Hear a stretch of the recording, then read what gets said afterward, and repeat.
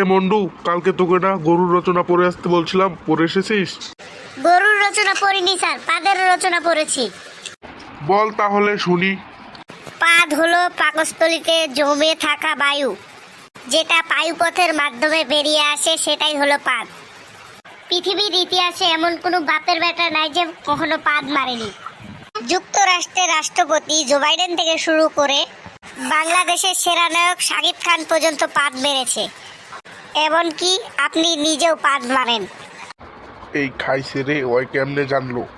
বিশেষজ্ঞদের মতে পাদ 4 প্রকার: ঠুস পাদ, ঝোল পাদ, ঢেঁড়স পাদ, ঠাস পাদ। যে পাদ মানুষের আবেগ নিয়ে খেলা করে সেটাই হলো ঠাস পাদ। ঠাস পাদ জোরে শব্দ করে বের হয়। যেই পাদ পায়ুপথের কাছে এসে আঁকাবাঁকা করে ঠুস করে বের হয় সেটাই হলো ঠুস পাদ। এই পাদ তেমন শব্দ না হলেও এই পাদের কিন্তু গুণাগুণ অনেক বেশি।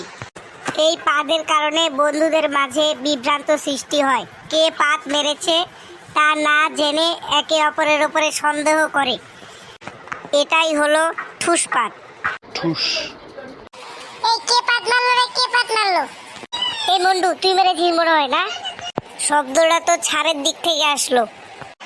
না, তুই মেরেছিস পাদ। পাদ যে আমি মেরেছি সেটা কি আর ওদেরকে বলা যাবে? দেখেছেন স্যার, পাদের কারণে বিভ্রান্ত সৃষ্টি হয়ে গেছে। আর ঝোল পাদ হলো যেই পাদ মারার আগেই পাছা দিয়ে গু বের হয়ে যায়, এটাই হলো ঝোল পাদ। এই পাদের কখনো ঠিক ঠিকানা নেই। এই পাদ যখন তখন চলে আসতে পারে আর অসামাজিক কাণ্ডকর্ম ঘটাতে পারে। এটাই হলো আমার পাদের রচনা।